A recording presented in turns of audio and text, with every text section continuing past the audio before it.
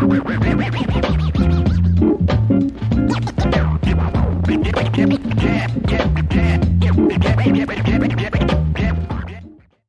thanks for joining me on an N of One. We're starting off on a laughing note because you and I always have a good time together. So, look, as you know, All good. theme of the podcast, we always talk about, as behavioral scientists, we're always looking at groups. You in particular are looking, you have a big systemic interest, which we're going to talk about, right? Yep. We like to look at large numbers. But, the reality is that individual stories do matter, right? There's a lot we can learn from an N of One, especially in a nascent field like this, where there's just not that many people who have been doing it all that long. So we enjoy these conversations with more senior folks to talk about how they got into things. So thanks so much for joining me, and I appreciate you coming on. Happy to be here, Matt, and thanks for offering. So you and I are of an age, which is not common. Of an age. Of an age. That's such a nice way to say it. Of an age. Of an age, in behavioral science, that you and I got to come up together, which is fun. And so we've known each other a long time. And so I'm really pleased to get to introduce people to you. But I'm going to start even earlier than when we met. I want to talk about like 8-year-old Steve. Because applied behavioral science was not a thing, 8-year-old Steve was not standing around going, you know what, I want to be an applied behavioral science. So what was Steve as a kid? If I had asked 8-year-old Steve, hey, what do you want to be when you grow up? What was the vision for you? What kind of a kid were you? So I didn't have a motto, but if I had one, it would probably be all the nerd you can be. So, I studied Latin. I was in a chess club, and I did D&D. I was that dude. I was that kid. Yeah. It's kind of embarrassing, but, that was a long time ago, so who cares? Also, not that embarrassing. D&D is very cool right now. My son is in 4th grade. It is very hip in 4th grade to be into D&D right now. Well, I don't know if it was ever cool. Maybe it's just returned to popularity. I don't know. Popularity can be cool. I'm not sure those two are the same thing. That is fair. I don't know. I talked to a young lady who was very excited about her tiefling wizard character yesterday, and so it was cool to me. Okay. So great. But from more power to him. No, I loved it. You were like uber geek. What did you think? Professionally, did you think you were going to be a professional D&D player? What did you think? I had no idea. I had no idea. No, when programming became a thing, I thought I'd be a programmer. But that was much later. That was when I was 14 or something. Then I got into programming and I loved it. No, I had no idea. I read science fiction books and I like to play outside and I didn't really think about the future. I don't know. And you kind of anticipated my next question, which is, so you then go along and now you're sort of 14, 15, and you think this programming, computer science, angle is one that's interesting to you. Yeah, I loved it. Yeah, so I was in a math and science program and I had just loving it, having a great time. Computers the ability to build a model with your head and then write it down is just really cool. And okay, I'm using that cool in the personal sense, not in that sense that anyone else would use that term, right? Just to be clear, kind of like D&D, I don't expect it to actually be cool. Just it's really fun. But for you, it felt powerful and agentic to sort of, have this coded system, take these things that were in your head and sort of get them out in a particular kind of way. Yeah. It's more like it wasn't in my head. It was rather to be able to design and build something that was just so pure. It was just a lovely experience. It's a clarifying thing to have an idea or to be asked to build something, right? Nothing wrong with that. And then go and do it. It's this is cool. So yeah, I really enjoyed it. I did Pascal, man. It was a while ago. Yeah. And then Java and all that other stuff, C and C++. But I did Pascal, and I thought it was cool. So there. And so when you went off to Berkeley, was that sort of were you okay, I'm going to do this sort of comp sci thing at Berkeley? Or where did that fit in as you went into college? No. So I went to UNC before I went to Berkeley. Okay. So at 17 and a half or something, right, whenever I won 4 days? Yeah, 4 days after I graduated high school, I packed up a van, drove down to North Carolina, and started working there. um, and was working at the University of North Carolina, actually, in a doing programming, right, which is really fun. And yeah, I actually did it for 2 years. Yeah, about 2 years, and I dropped out. So Berkeley was my trying to, get back on the academic train. But no, I dropped out and I was a programmer. I was working on the side at a place called Virtus in Cary, North Carolina, and then said, "Screw it! Why am I in school? I just want to program." And went out to California actually during the boom years, and joined Pixar. I was a programmer there for a while, and then eventually went back to school. So yeah, And was psychology even in your au revoir? yes. Like, were you like, was this No, a no, thing no, that you like? No. Okay.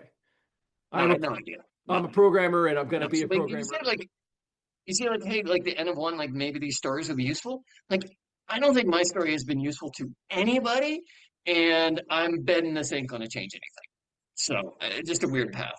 But that's part of what's great. I mean, because somewhere out there is someone who hears this podcast who's on that track, who's on in that programmer life and doesn't see this as an option, and that opens that up possibility up for them. I mean, that's part of the point of N of One Stories. Hey, maybe So I mean, I'm willing to bet against it, but we'll see. but you kept. I mean, you kept going for a while on the still not psych path. So how did you get? So you did Oh programming, yeah, yeah. and then you went off Yeah. and did more education in international relations and economics and things. But what was the link there? Where did it come to your mind that, like, hey, maybe I'm not going to be a programmer forever? I actually just like studying, so it's kind of weird. I just really enjoyed school, and so I kind of topped out in the programming side, and said, okay, hey, what else can I study? I want to better understand how the world works. So I studied, actually kind of the phrase at Berkeley was you roll your own degree, not surprisingly.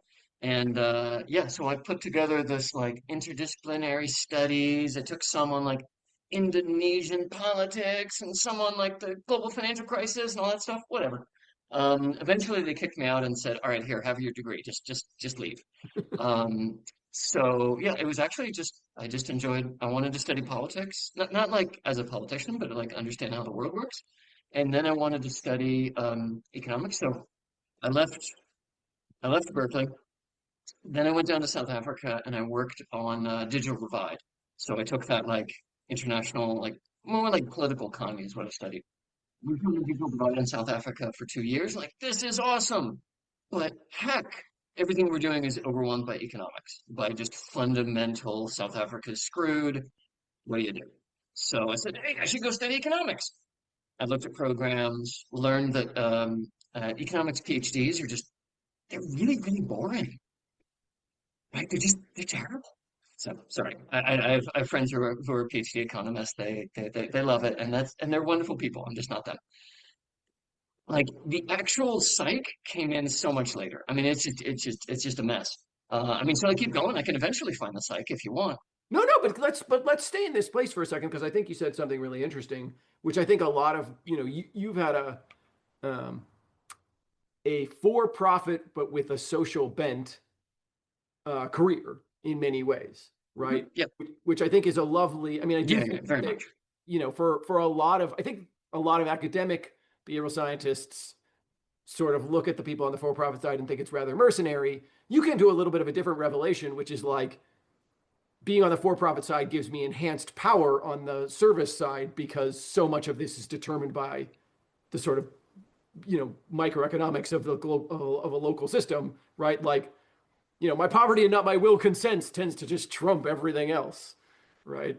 Um, Yes, indeed. But I didn't actually do that stuff, to be honest. It took a while. I just Honestly, I just had difficulty staying in one place for a while. I didn't have a job for longer than 6 months until until my PhD. I think until I was doing my PhD. So I just wanted to study something else. So yeah, I did. I was looking at econ programs. and found, yeah, okay, I don't want to do econ PhD. So I did international affairs, which was kind of, they did some econ, some more politics, and that was at Johns Hopkins SICE. And that was great. That was a lot of fun. Um, and yeah, and when I finished that, I was like, oh man, now you got to get a job. Like most of the folks in my program were going to like the CIA and the World Bank. And the CIA, yeah, not my thing. Um, and I'm sure a number of my classmates went to the CIA. They could never say so, but anyway, it was very clear. It was like a recruiting ground for the CIA. And the World Bank was cool, but I actually just knew a friend who was a professor at Maryland, and she said, "Hey, do you want to work with me for a while you're figuring out what you want to do?" And I ended up doing a PhD there, and that's how I got into psych. It's like complete happenstance. And is there a world in which you considered So like like the I'll go be a professor, I'll get my PhD in academia will be the thing, or did you know you were coming out? oh no no I never I mean the theme throughout my history is I had no idea. I mean that's consistent at every stage. I had no idea. In fact, I mean, yeah, it was.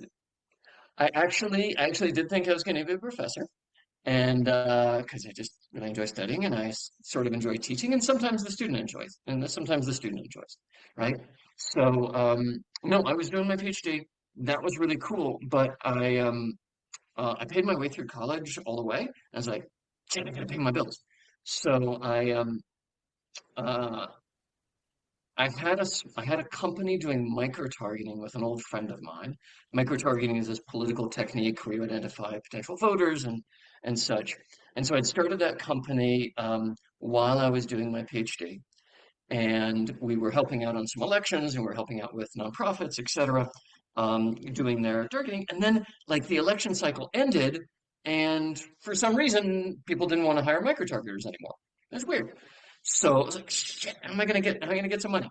My business partner met Matt Fellows literally at a bar and sketched out the idea for HelloWallet because he was a business guy, right? I was the researcher, he was the business guy. Sketched out the idea for HelloWallet for Matt on a napkin, like he has a napkin, like on a napkin, and said, okay, this is how we can build an app. And then he came to me and said, hey, do you want to shut down this thing that doesn't have any clients and go join this other dude's thing? I was like, yeah, sure, that sounds good. So that's how I got into the private sector. There was no, you asked earlier, like, was there a grand plan of like understanding how the world works and we have to look at econ in the private sector? No, not really. Not Just really. I just worked sort of in felt. Bridges was a nonprofit in South Africa. I worked for a couple different nonprofits. I started a few small companies in California, in DC, etc. But there was no plan. Never. Did It was you just what seems like the right thing to do right now. did you think of yourself as an, I mean, as an entrepreneur, given that you were starting things, or that again, it felt sort of happenstance where you're like, No. I want to do this thing, and so therefore I guess I'm starting something. No, no. It's only been since I started sistemaFutura that I've in any way considered myself an entrepreneur. No, I've always considered myself a researcher, actually. Like I just enjoy research. I mean, first a programmer trying to understand problems, and then later with HelloWallet and Progressive Clarity, which is my micro-targeting company. Really as a researcher. That's how I identify myself. And talk to me about, you were at HelloWallet for quite a while there, but like, talk to me about, I know it evolved off the back of a napkin. What was it like to Yeah, try and build something? I mean, this was a very particular era in PFM, which is, so yeah, behavior change at that time was really very, banking was they were the people who cared, right? What was it yeah. like to sort of build in that era? And it was exciting. So the reason that in addition to my needing a job, right? Um, the reason that I joined HelloWallet, and the reason I went full time, I was part time for a little while. The reason I went full time was because Matt and I were walking somewhere, and he had gone from academia to private sector, right? From first at Pew and a couple other places, but then private sector with HelloWallet. And he said, Steve, do you want to write another paper that three people are going to read, and one of them is your mother? Or Do you want to go maybe have a chance to go help 1 million people? And that was really the attitude in the field. And it was lovely. It was just exciting to think, not that we would, but that we could have that impact. Would was stretching it too much, right? But that we could have that level of impact. And I said, yeah, okay, that's worth a shot. That's cool. Um, I was, in addition to being a programmer, I was an activist, like an in the streets, shut stuff down kind of activist until, yeah, actually about until I got married. Yeah, that's what stopped it.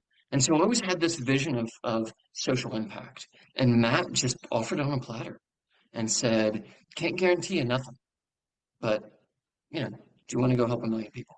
It's like, yeah, yeah, I do. That's cool. That's really cool. That's what really enticed me overall. And it was crazy. So Hello Wallet was where I got an ulcer. I never had one afterwards, never had one before, but and I earned one there. Like being in a startup, I was the first employee. I was starting as a programmer, right? Because we had to build this thing. Um, and then said, okay, what I really care about is research. So I was a CTO for a while, and then got it, and then started leading the research side. Um, but we were killing ourselves trying to say, okay, we got to get these big clients, we've got to impress them, so that we can deliver that impact, right? And I think at this point we're far enough away from any NDAs and that stuff that no one's going to sue me. But I mean, we worked with Walmart and we worked with their employees, right? 1 million+ folks who were struggling, who are sadly still struggling day to day to take care of their bills. I'm like, man, this is cool. Let me see if there's something I can do. And so we ran RCTs and we ran hundreds of studies. It was amazing. A lot of them with Walmart, some of them with places like Home Depot, Salesforce, etc. And we were just lucky to be there, right? Nothing in my background, nothing in my skills, nothing earned me that place. I was just lucky, and I was real glad for that opportunity. And it was fun. Yeah. I think there's a theme there that I think is really important about, sort of the time and the place, because it is different now, right? Our kids they look at social media, and if it doesn't have a million, if it doesn't get a million views, then it's not successful. And, but when you're coming from academia, you're like, it's this or it's this or 10 readers, and 9 of them are people who are, Yeah, going to do bad things with it. So, uh, that I love the point you made about the sort of, we had no certainty we could do it. There was no sort of like, yeah, this will definitely happen. But even the shot was worth it, right? Like even the potential for behavior change, yeah, potential scalability was worth. And in both your and my case, it did work out, right? Like in out of yeah, this it sense did. of could came did. I mean, it did work. Um, did you was there a point at Hello Wallet where you're running all these things, you're giving yourself an ulcer, you're trying to do all these things. Is there a point where you remember it converting from sort of like could to is, right? Where you start to feel like, hey, maybe this is actually sort of working, or Yeah, did it always yeah, feel? yeah. I mean, yeah, I'm really skeptical of our impact generally. And it was the RCTs that won me over. I'm like, yeah, actually, I think we did help these folks. Oh, that's cool. Um, it was it was when it was probably the one where and this is where we could see that a particular study, which I did not design, and a lot of them I didn't, right? I was helping and kind of coordinating, making it possible. But a particular study that Ariel, who was is Andrea and Ariel in particular. They were on the customer service team, and we had this lottery where every time we ran a study, we would open it up for bets, right? To see, it wasn't a lottery, right? It's actually like a betting system, to be perfectly honest. Inside the company, where to see like who could get the right version and who could like one, come up with the right design, but also just like bet and see who get the best one. And they would like consistently win. It was amazing. And I would lose. And it was great. And so it was one that they had worked on where we found in RCT we could double the amount of savings people had in their savings account. It's like, shit, that matters. That's really important. Oh, I should have asked you if cursing is okay because Oh, I don't remember have your other you guest met cursing. me? This podcast is very not safe for work. It's fine. Yeah, I know. I mean, I know you. You're not gonna have a problem, but you know. Anyway, yeah, it was that. I was like, that's really cool. Yeah. I was happy to be part of that. It is uh, it is a great feeling when you make a difference. And it is one of the most attractive things about startups. And then, Hello Wallet gets bigger, does its thing, and then, Yeah. it goes off to Morningstar. You go through the acquisition process, you had behavioral science there. That's a very different environment. What was that transition like? So Morningstar's great. They're lovely people there. And that's when I started to see that my impact, because again, I've always been kind of an impact oriented, outcome oriented guy. My impact would be through the team members, right? That one, hopefully providing stable, nice jobs, but two, giving them an opportunity to run the types of studies I was lucky as heck to be able to do at HelloWallet.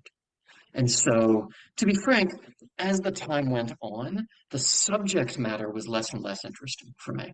Mm. I'm just, I'm not a big company investments kind of guy, right? Like that's Morningstar's bread and butter is investments for asset management industry, for high net worth folks, et cetera, right? And for advisors.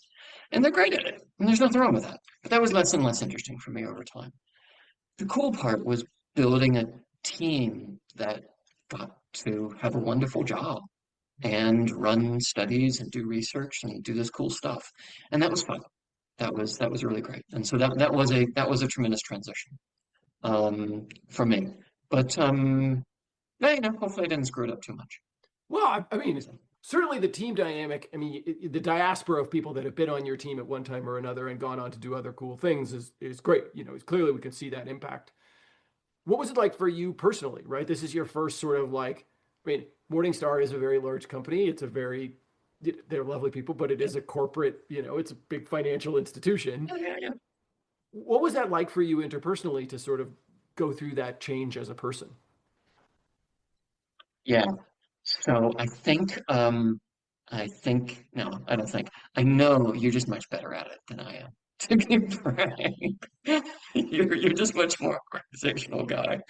Um, so for me, it started. So Rob Pinkerton, to whom I owe a tremendous amount throughout my life, both at Hello Wallet, at Morningstar, and later, right? He continues to talk to me every now and then and gives advice.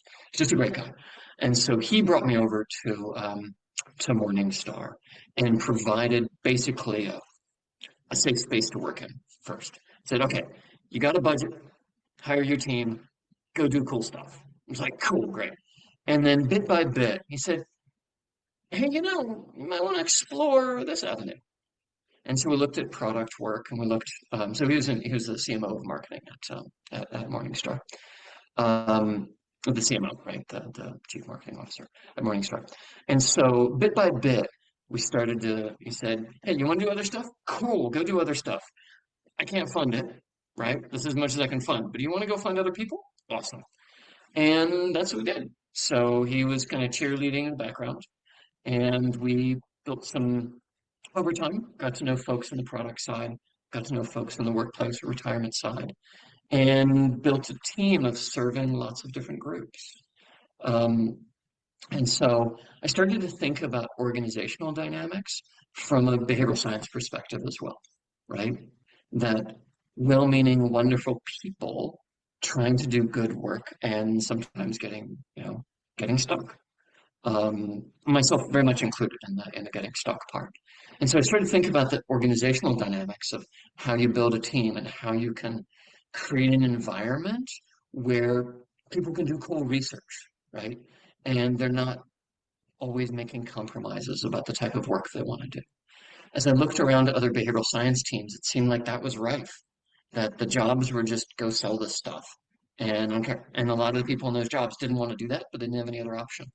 And so I saw my job, my role as how could I create really cool jobs doing more open research, right? Finding people who wanted to do research in this area and then giving them an opportunity to do that.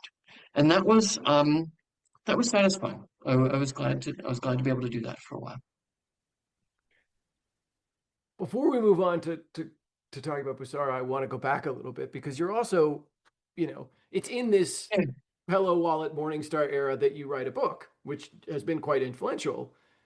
What was the what was the genesis of wanting to pass on knowledge in that way? Yeah, a guy named Justin Thorpe. So I mean, he's the reason for the Action Design Network, which later became Bescy. He's the reason for the first book, and then by extension, the second book on employee benefits. So I like to write, and I was writing out. So I was getting to know behavioral econ, like through work, right? Because Hello Wallet was awesome, but it wasn't working. And so I reached out to people in the field, John Zinman, Katie Mufflin, folks like that, who were just really kind. And then I started to write up the process. So I was writing it up for members of the team. And Justin, who was working on marketing at the time, he got a hold of it and said, Steve, you should publish this. I'm like, what are you talking about? I'm like, this thing should be a book. And then at some point, Rob got involved and he said, oh, yeah, this should be a book. I said, okay, fine, great. So I didn't come up with the idea. I got lucky, right? Justin knew somebody at O'Reilly and connected me, and they said, it looks like you've already written it. Can we publish it? Like, sure, we'll put an editor on it. We'll work through it. Like, I hope you should expand it. You should make it longer and all this stuff. But you already got the core of it. Can we just publish? Can we publish this? I'm like, yeah, sure, that sounds good. There was no grand plan. It was just something useful for my team that turned out to be useful for other people. And I just happen to like to write. So O'Reilly like has a business model of like the big thump on a desk that no one's ever going to read. Sorry, O'Reilly. But they like explicitly push you to write more. And I'm like, okay, cool. I like writing. Sure. No big deal. And that's how it came out. So the first book was critiqued. The first edition was critiqued for like, it seems like there's a lot of extra stuff here. And I could never put it down in writing, but I really in my heart was saying, yeah, exactly. That's because they told me to. Yeah, it is. It So is. that's how it came about. That's how the first book came about. It is hard, right, as scientists because you learn brevity, right? Like, you write a paper for a journal or something, it's every word, you have every word counts. You're like, oh my God, you write it and then you spend all of your time. Well, I don't have room for that, and I don't have room. And Yes. then, publishers come along and they're like, you're like, I could say all that needs to be said in 10,000 words. And they're like, cool, make it 100,000. You're like, Yeah, like but just go wait. write more. No, for me, it wasn't like sure I learned brevity, but that is not my strong point. And so this was more like feeding my Oh inner no. obsession with writing. So like, yeah, just go write more. Can you write more here? I'm like, stop that demon. No, no, don't say that. Back, back. Uh, and it was, Ed O'Reilly, stop that. it was a seminal book, right? Because there wasn't, I mean, there were pop psych books at the time, maybe in sort of this space, but not really in the, the sort of, the original title for Start at the End I wanted to call it like, the Handbook of Behavior Change or something. And they were like, we are Penguin Random House. We do not publish the handbook of anything. That is not We want to publish something people actually read. exactly. They were like, we'll come up with a better title. We have people for this, and it's clearly not you, science guy. But it is interesting Right. that we both of us are sort of what I think of as accidental authors as opposed to, and I think this is an important story because so many people come to me now and they're like, I want to write a book. I like have this mission to write a book. And I'm like, then they go searching for a topic. And I'm like, what? Like, no, no, I had a topic and no, and then a book came out of it, right? Like that's not, you know, there wasn't like an explicit plan to be like, ah, yes, like an author and a book, and you know, you just are doing a Yeah, thing. like they approached you, right? Yep, For Start at the End. same Yeah, here. yeah, right. Yeah, that's why I said you and I are, but fairly unique. Most of the people I know who wrote books intended to write a book. You and I intended to do something, and then a book came out of it, uh, And somehow a book happened. and Yeah, then somehow a that's the book same. happened. Like Um, wonderful. and then you did revise it. I mean, there's been a second edition. It continues to sell well. It continues to be a thing that people use and Yeah, teach yeah. because in Yeah, many it's some ways, use some classes, and hey, yeah, I mean, I'm glad it's useful. I'm glad it's useful for folks. Yeah, I think there's just so much out there. I wouldn't buy my book, but it's I think the workbook is still useful. Because it's like a very particular way of thinking of the intention action gap, which Combi and others don't do. But it's not the main approach. I think Combi is great, and other approaches are great for kind of general behavioral science. yeah. I wouldn't tell people to buy But my. yeah, it keeps going. Good for it. I don't do anything with it. So, Do you? Is there? Are you ever tempted to do it again? oh, I'm definitely writing. Yeah, I'm writing more. I'm just gonna write on something else. So yeah, okay. I already have a book in the works. Yes, Don't skip but it's ahead because not. I want to talk about the system stuff first. But we got to go through Okay, yeah, the transition. You know, because you leave Morningstar and then you go to Busara, which is a very different. That's a very different transition, yeah, yeah. right? Yeah, Um, so that was also largely accidental. So I was Morningstar was wonderful, but I was getting less and less interested in the substance, as I mentioned, right? I actually use the word love. Like I loved my team. I loved the people, and just I cared for them and their well-being. And so that kept me on for a while. But in God, what was it, 2000? Um, I resigned from Morningstar and said, "All right, actually, my family, my wife and I went to Costa Rica. And I'm like, man, this is awesome. We got to go here. Like, we got to do something else." And my wife is just absolutely wonderful, and she said, "Steve, I know you're not happy at Morningstar. Just resign, and we'll figure something out." She's not working, right? We have a very traditional family, right? She's not working. She said, "Okay, it's gonna work out. Don't worry about it." And so great. So I resigned. Talked to my boss, long detailed discussion, etc. Got the tickets to go to Costa Rica. And then there's what's it called? COVID. That's what it's called. Yeah, COVID happened. So like 2 weeks before the flight, all the flights got shut down, right? And so Rob calls me up and says, "Steve, would you like me to forget the conversation we had?" And I said, "Yes, sir. I would like you. That would be very kind of you, sir." And so I went on working at Morningstar for another 2 years.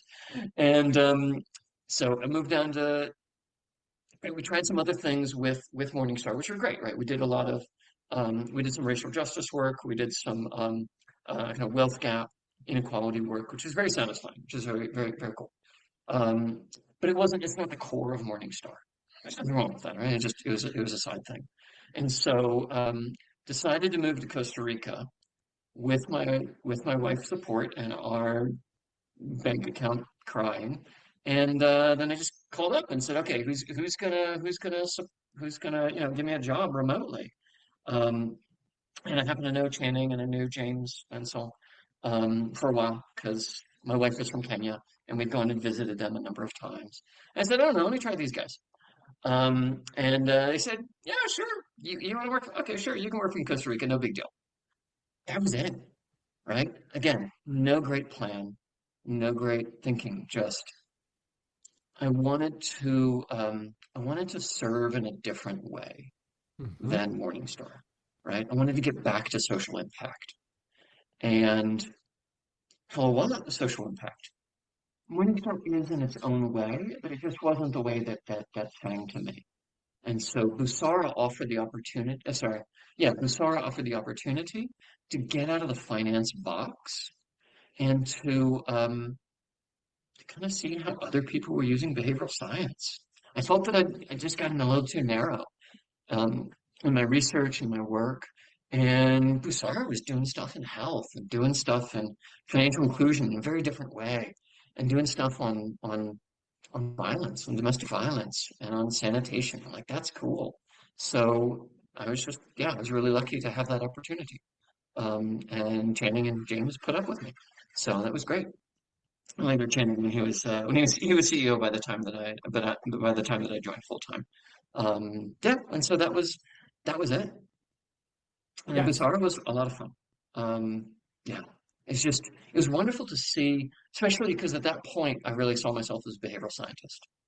Um, and it was wonderful to see just the richness of behavioral science around the world. I mean, I'm an American, obviously, like you.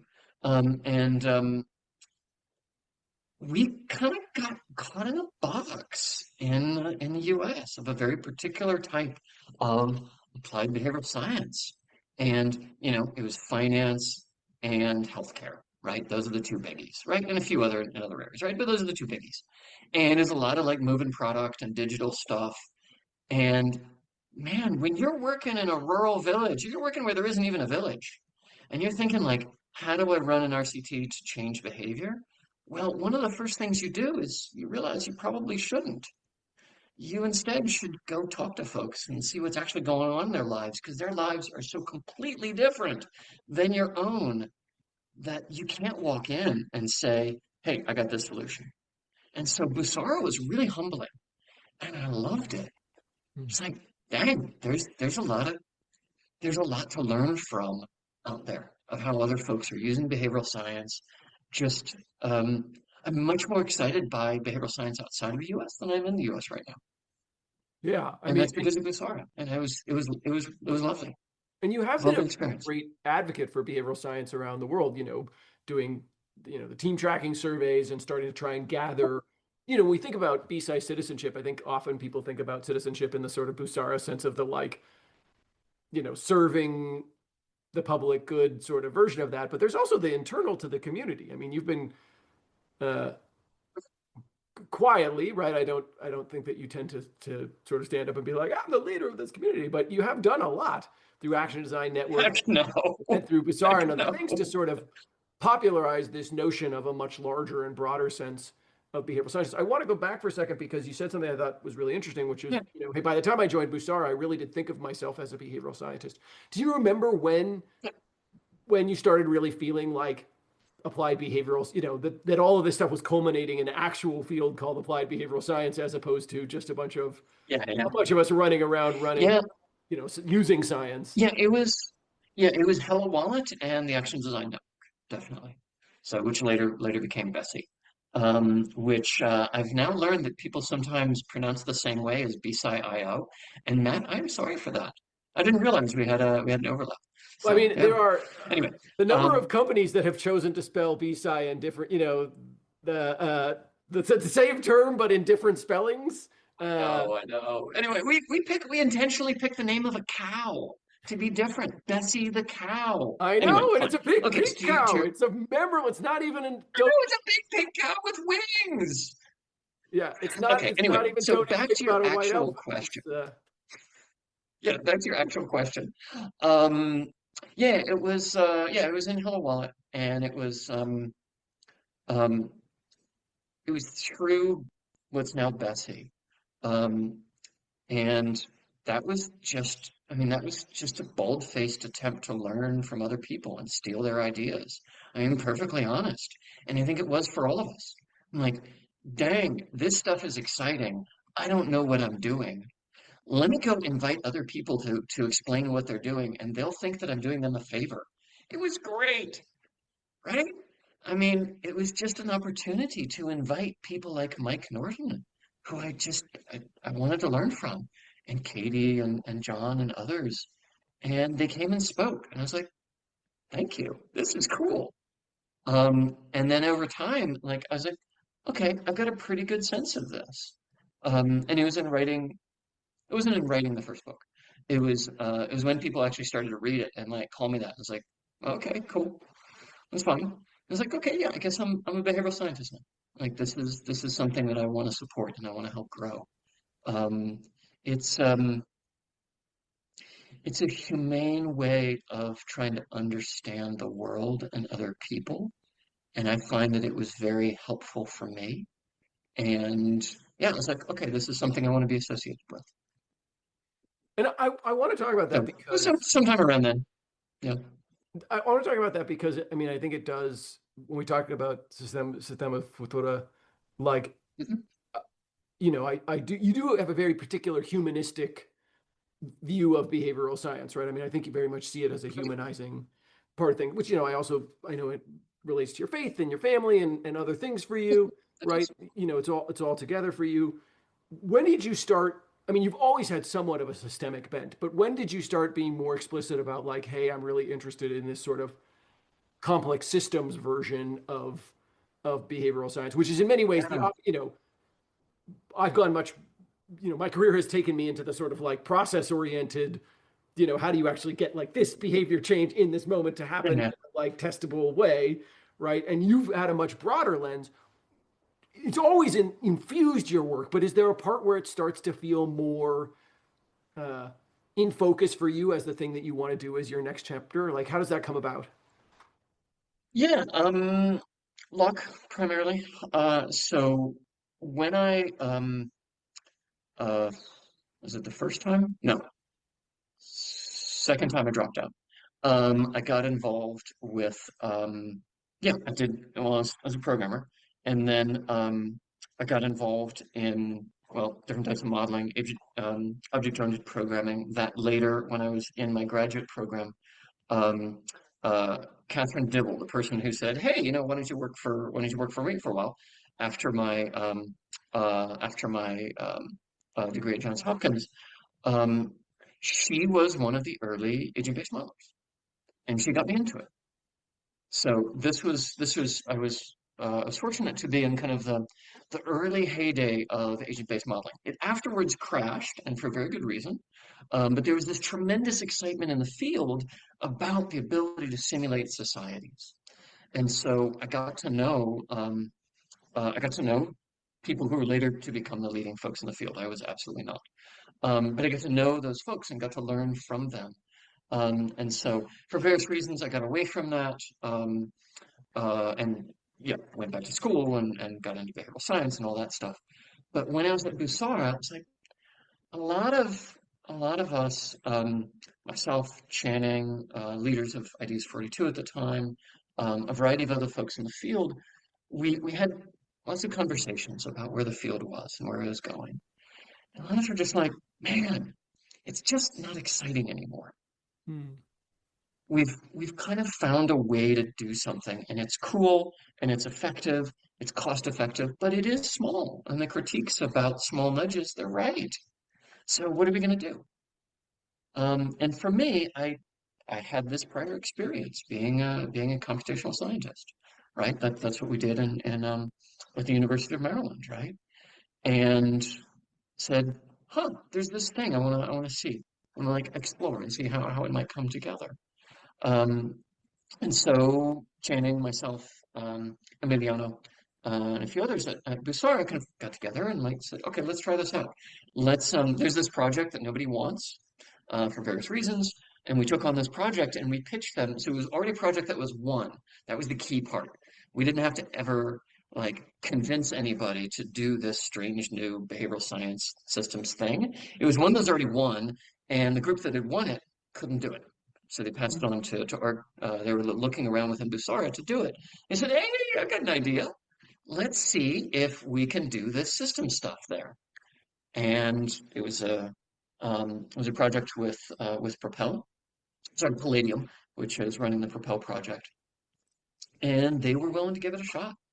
And so we tried it out. And so we tried by doing, right? We went in the field. So Emiliano was from Mexico, and he led the work. This was in Guatemala, studying gender-based violence, intimate partner violence, and stranger violence. Um, in Guatemala, where it's a horrible problem, and not looking at it from a systems lens is a real, you shouldn't do that, right? You need to look at it from a systemic perspective of the policies. And so we explored by doing, and that was a way of finding, hey, maybe behavioral science can stretch in this way. Maybe it can do something else. So that's all. Talk, I think this is still an emerging discipline. We're trying to figure out what to call it and what it looks Yeah. like, and all of these pieces. Talk to me about, how are you explaining it these days in terms of, how it looks different from maybe the behavioral science that somebody like me does. Like, how do we give it a new name? Is it a different name? Like, is it a part of the field? Is it different than the field? Like, tell me a little bit about where your thinking is these days. Yeah. So I think about how can behavioral science, how can this richness, this rigor the, of understanding context and cognition and the interplay between them, how can that be applied to more complex problems, right? We can, as I say, right, we can push someone to recycle. But behavioral science historically hasn't been able to address the circular economy, right? We can we can push somebody not to use a racial slur, but we can't really take on racism. And just getting back, I was an in the streets activist, right? I worked on issues that, I mean, I don't know if worked is the right term. I was involved in. I tried to help in a small way issues like gender-based violence when I was a kid, and I wanted to take on these types of issues again. And so my taking on is not like I can't change them, but I'm a methodologist, and maybe I can come up with a way that other people can address these complex issues. So to your question, how do I call this? I call it behavioral systems because I'm not very creative. It's a combination of systems analysis and behavioral science. And I think it is really two different ways that behavioral scientists can learn from the long traditions of systems analysis and system dynamics, systems thinking, simulation modeling, uh, complexity theory, etc. The first one is to understand the system in which our interventions are embedded, right? And that's kind of a behavioral science plus. That would be like Ruth Smith's brittleness analysis to say, how might this system change over time and undermine the effectiveness of what we're doing? It also um, goes into replication and applicability in other areas, right? So, how can we understand the conditions under which our interventions work? And we have this wonderful RCT result, but it doesn't work somewhere else. Well, that has a lot to do with not just our intervention, that has to do with the other enabling conditions in the environment that we don't systematically study, but they're qualitative researchers who do. Yeah. And there are other researchers who do, so let's listen to them. So I think that's the first area, is behavioral science plus. So behavioral science plus the system around it. The other way, and it sounds different, but I know you've done a lot of work in this field, in this area, is is a more strategic behavioral science, which is bringing behavioral insights into the strategy process. So behavioral science is really, really good at changing a behavior and not so good at figuring out which behavior should be changed. Yeah. Should we, if we really want to make Americans healthier, sure, we have lots of behavioral interventions that can work on food choice, work on, etc. But where should we actually be involved? Yeah. How does this system interact, and how can we think about the interplay between our interventions, policy, macroeconomic forces of food availability, pricing, etc., and find the right places to intervene? That's systems thinking. That's large scale systems modeling. And so those folks are really good at understanding systems, but they're really bad, generally, at understanding the quirks of the mind and the interplay of context and cognition. And that's what we've got. So I think about it as systems plus us. How can we add to, what can we bring to the table to that community? Anyway, that's how I think about it. Yeah, I love that. I mean, as you know, I have a very narrow focus these days as in order to be pointy and to have impact in the way that I want to have impact, right? Narrowing is Very part of that. effective And focus. I Yeah, always sort of say, look, I'm going to teach you how to be the genie, but you still need an Aladdin, right? Someone has to say, here is if we have this construct that is a behavioral statement, your job is to make sure that it gets filled out. But its yeah, rightness or wrongness or completeness or whatever, someone needs to know. I remember giving a talk at a policy school in India about sort of public policy and behavioral science, and I got in a fascinating discussion with some students about like there's a huge difference between you deciding what is the most effective way to end homelessness, by which I mean you articulating what the behaviors are that you want, and then me making those behaviors happen, right? And experts at this are not necessarily, like there's a lot of subject matter different expertise, skills, different people.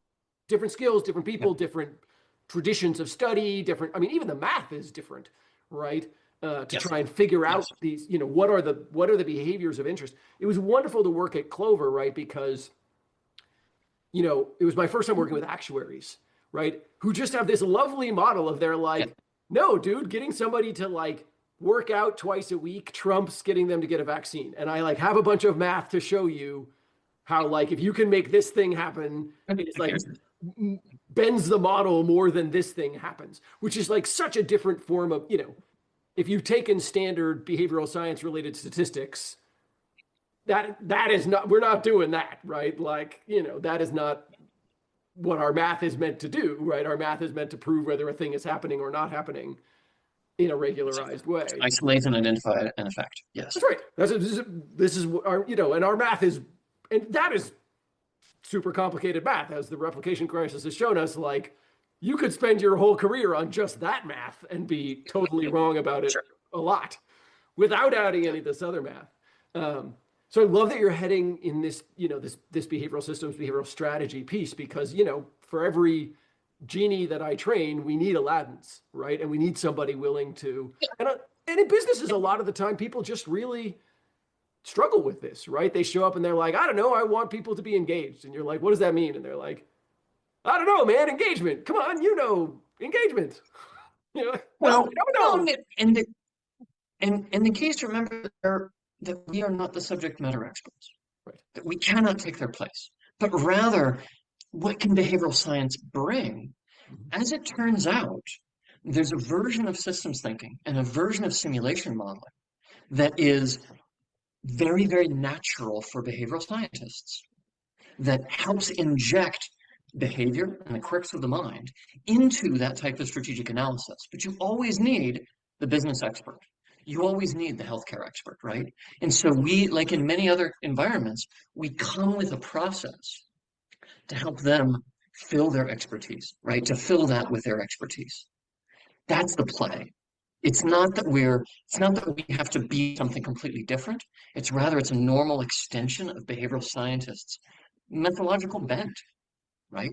A process-oriented people who can try working lots of different areas, but hopefully never claiming to be expert in them. Yeah.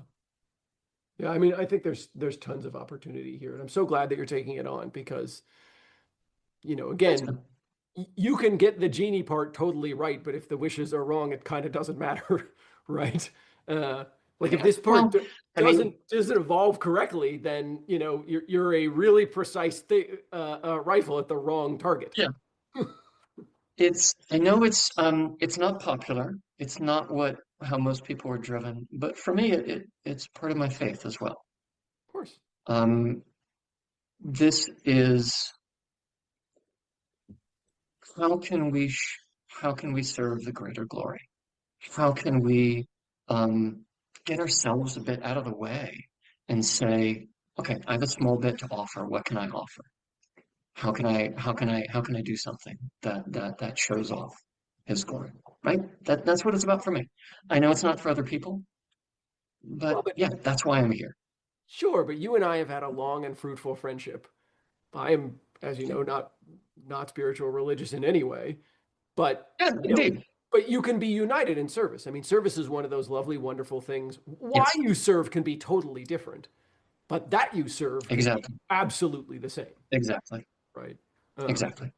Exactly. And we don't have to judge each other's motives or backgrounds, which I think has been a little bit too much in behavioral science. Hey, let's go see what we can do. Yeah, I have an interesting opportunity. So Gabs asked me to give a talk, but the theme is citizenship, behavioral science citizenship. And so I said, well, do you mean like behavioral scientists as citizens in the world, or do you mean like within the community? How do you serve the community of behavioral Yeah, scientists? sure. They're like, interpret it the way you want. And so that is what I want to talk about is like, forget how we show up in public policy, forget how we show up in the world, forget being an external behavioral scientist. How do you even just show up in the community? And it is Yeah. interesting, there are a number of people who have extracted a lot of value from the community that is behavioral science that have not maybe given back as much. And you are certainly on the other side of that scale. I think you've given back a ton to the community, whether it's through what is now Bescy or, through a book or, you have always tried to show up in a way that has pushed the field forward. And I've always appreciated that. And I continue to appreciate that as you work on Systema. Yeah, I'm not sure I agree with that characterization, but I've been very happy to grow alongside a lot of other people. So, and that's been wonderful. And I I'm stand by my glad that Bescy characterization. exists. Yeah, whatever. So, whatever. I stand by my characterization of you having returned a ton to the field, and I appreciate it, and I'm glad we're friends. Thank you for sharing your Never. story. Indeed. Thank you, Matt, and thank you for your work in the field for so many years, right? Oh, And for doing this podcast, and for getting to know people, and for just sharing your time with others. You've always been so generous, and it's wonderful to know you. I mean, I think, again, I go back to the why we show up in a particular way is not nearly as important as the fact that we do show up in that way, right? There you go. I think it's a lovely part of your systemic thinking. I think when you look with the narrow lens of behavioral science, right, the narrow version, you can become sort of univariate in your focus on motivation. When in reality, I am vast and I contain multitudes, right? That sort of version of the world is so rich. Am I starting to entice you to the systemic world? Is it No. starting to work? Because man, you were like harsh before. No, it's not that. No, or are you just being polite for now? No. I'm not harsh. It's not my thing. Just because it's not, I think it is absolutely necessary. No. It was more than that. It was like, why should this be a behavioral sciences thing? I remember that, man. I remember that. Sure, but I would argue it. I mean, I do think it's, and you said it earlier, it is a different skill set of things. Yes. We can broaden it. It's a team. It's accepting that we're not lone wolves and saying, how do we make a team that isn't really behavioral science anymore? Yeah. It's something plus. And like, okay, we're gonna need other people. And that's really cool. So, okay, fine. I was hoping that I'd made some inroads there. All right, it didn't work. It was worth a try. It's just not because it's not my, to your point earlier, right? Like we are somewhat bound by our training, right? And that's not, yes, indeed. That's not my training, right? It's not that I don't want it to exist. It's that I don't know that I have anything to add to it. Which maybe, it was worth a try. It was worth a try. You might prove me wrong on. You might prove me wrong. Perhaps I have a role to play yet. The story is not yet completely written. Thank you, Mike. Thank you for coming, my friend. Thanks for sharing your story. I appreciate you. Thank you,